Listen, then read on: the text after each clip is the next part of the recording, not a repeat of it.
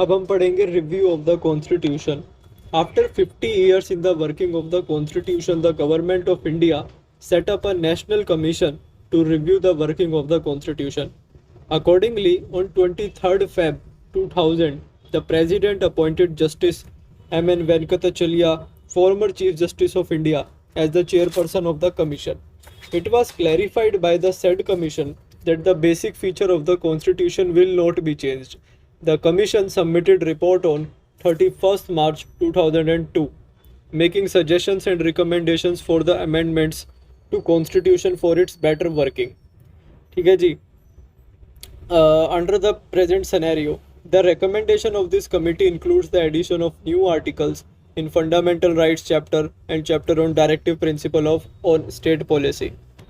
अब हम पढ़ेंगे कुछ पार्लियामेंट्री टर्म्स, जिसमें सबसे पहली है adjournment motion. It interrupts the normal business of the houses and draws attention to a matter of the grave public importance.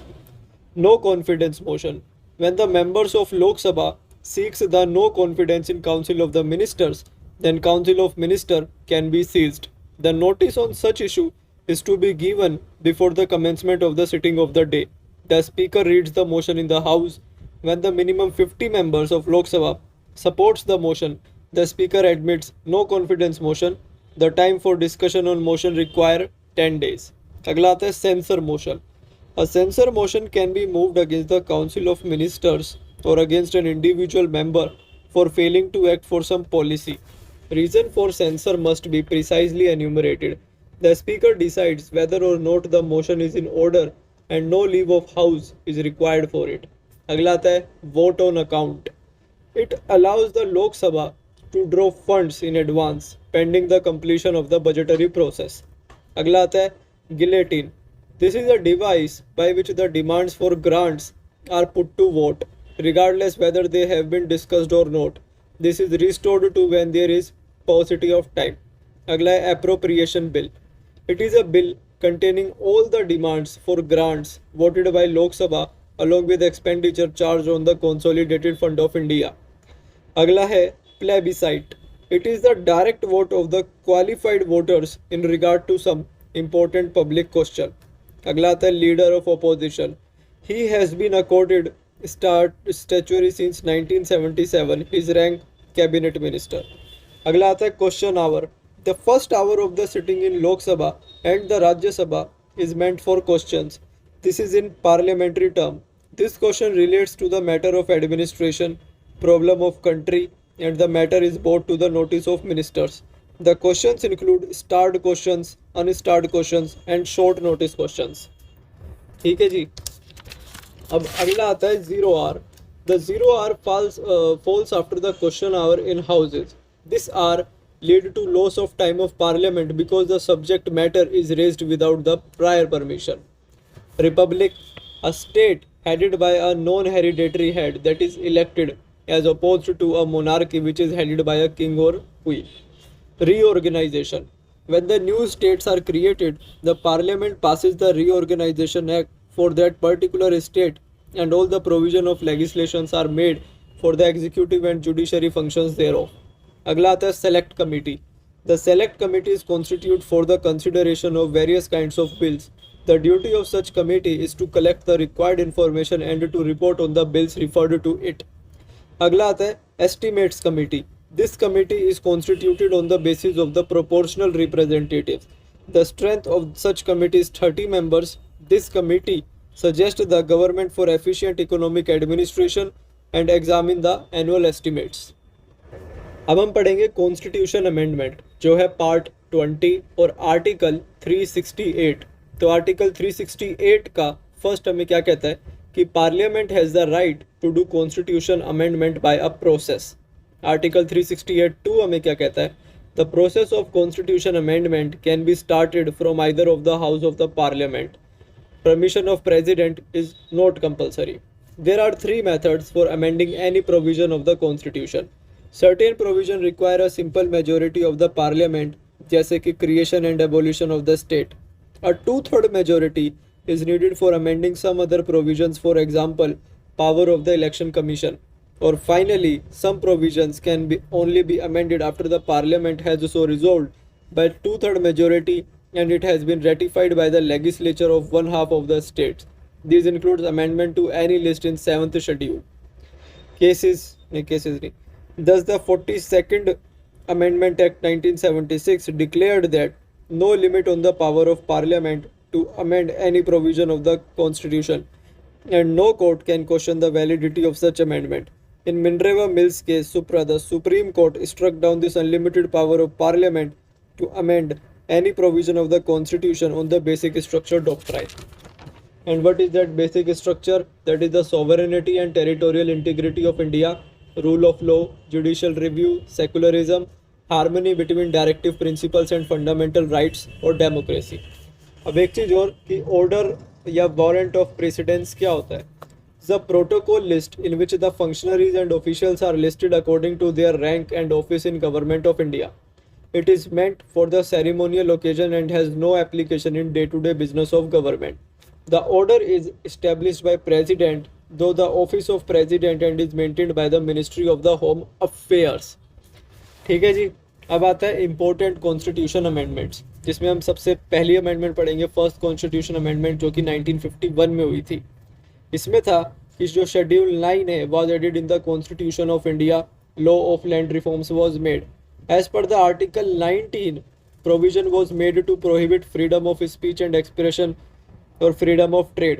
As per Article 15(4), special provision for socially and educationally exploitation categories were made.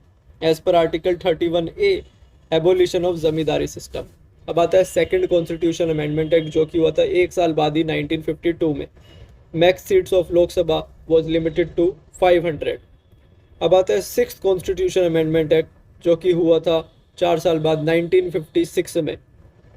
As per this act, the High Court judges got the right to practice in Supreme Court. अब आता है seventh constitution amendment act, जो कि इसी साल हुआ था 1956 में. Changes were made in schedule 1. 14 states and 6 UTs were made. Max seats of Lok Sabha was limited to 520. Gave effect to recommendation of State Reorganization Commission and reorganized the state on linguistic basis. अब आता है eighth constitution amendment act 1960, यानी कि 4 साल बाद हुआ, सीधा 7 से 8 4 साल बाद. Duration of reservation for SC/ST for the 10 years up to 1970. अब आता है नाइन्थ कॉन्स्टिट्यूशन अमेंडमेंट एक्ट, ये 1960 में ही हुआ. If parliament gives an area of Indian union to foreign state, the constitution amendment is mandatory, यानी कि changes made in article 3. Tenth constitution amendment act, जो कि एक साल बाद हुआ 1961 में. Dadra and Nagar Haveli became an integral part of the Indian Union and became a union territory. 12th Constitution Amendment Act, जो कि एक साल बाद हुआ 1962 में. Goa and Daman and Diu became an integral part of Indian Union and became a union territory. 13th Constitution Amendment Act, जो कि हुआ उसी साल 1962 में. Article 371A was added and Nagaland became the 16th state of the Indian Union. 14th Constitution Amendment Act 1963. Pondicherry became an integral part of the Indian Union and that became UT. अरे रुक जा. अब आता है 15th Constitution Amendment Act, जो कि हुआ था 1963 में. The retirement age of High Court judges was extended from 60 to 62 years. कौन सा था? 15वां. 18th Constitution Amendment Act 1966 में जो आया था. Changes were made in the boundaries of Punjab and Haryana became the 17th state of India. ठीक है जी. 22nd constitution amendment act, जो कि 1969 में आया था. Changes were made in boundaries of Assam. Meghalaya became new state of India. 23rd constitution amendment act 1970. Duration of the reservation up to 1980. 26th constitution amendment act 1971. Abolish the private purses and privileges of the former rulers of Indian states. 31st amendment act 1974. Max seats of Lok Sabha was limited to 545. 35th Constitution Amendment Act, Sikkim was added in Indian union 1974 में हुआ था ये. 36th Constitution Amendment Act 1975, Sikkim became the 22nd state of India. 42nd Constitution Amendment Act 1976, इसको हम mini constitution भी कहते हैं. इसमें क्या क्या हुआ था? टोटल 53 प्रोविजंस हुए थे. Preamble to add socialist secular and integrity. Directive principle of state policy में 39A, जो कि equal justice and judicial help. और 43A, involvement of the employees in the management of industries. और article 48A, protection of the environment आया था, और fundamental duties में part 4A में आर्टिकल 51A में 10 ड्यूटीज आई थी. It made compulsory for president to take advice from the council of ministers. Term of Lok Sabha was extended from 5 to 6 years. 5 subjects were added in the concurrent list. अब आता है 44th constitution amendment act. 2 साल बाद 1978 में article 31 was removed from the fundamental rights and became a legal right in the article 300A. President got the power to return the advice of the council of minister once. Term of the Lok Sabha became 5 years again. Article 352 internal disturbance word was replaced by the armed rebellion. Quorum of the parliament was made. 45th Constitution Amendment Act जो कि 2 साल बाद आया फिर 1980 में. Term of reservation up to 1990. अब आता है 52nd Constitution Amendment Act 1985 contains anti-defection law added schedule 10. 53rd Constitution Amendment Act 1986 special provision was made for Mizoram state. 55th Constitution Amendment Act 1986 Arunachal Pradesh became the state of Indian Union. 56th Constitution Amendment Act 1987 Goa became the 25th state of Indian Union. 61st Constitution Amendment Act 1989 Article 326 to reducing voting age from 21 to 18 years.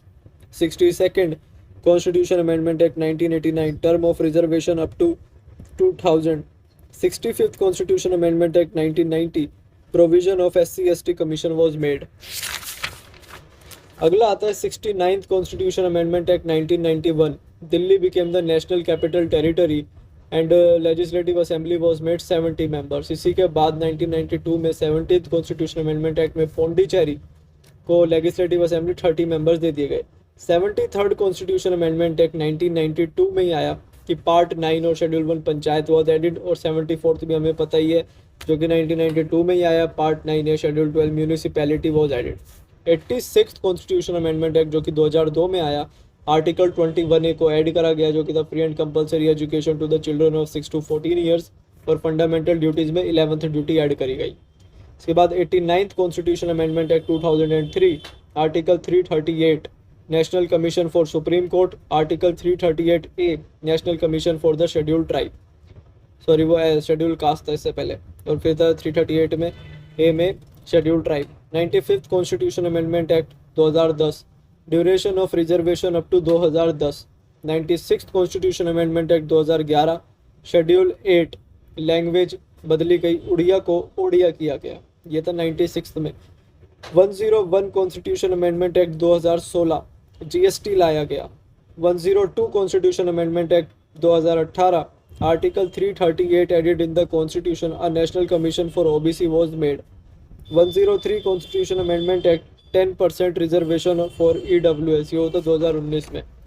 और अब ये last 104th constitution amendment act 2020 में जो हुआ था कि duration of reservation up to 2030 और cancellation of article 331 nomination of 2 Anglo Indian in Lok Sabha by president, इसको कैंसिल करा गया.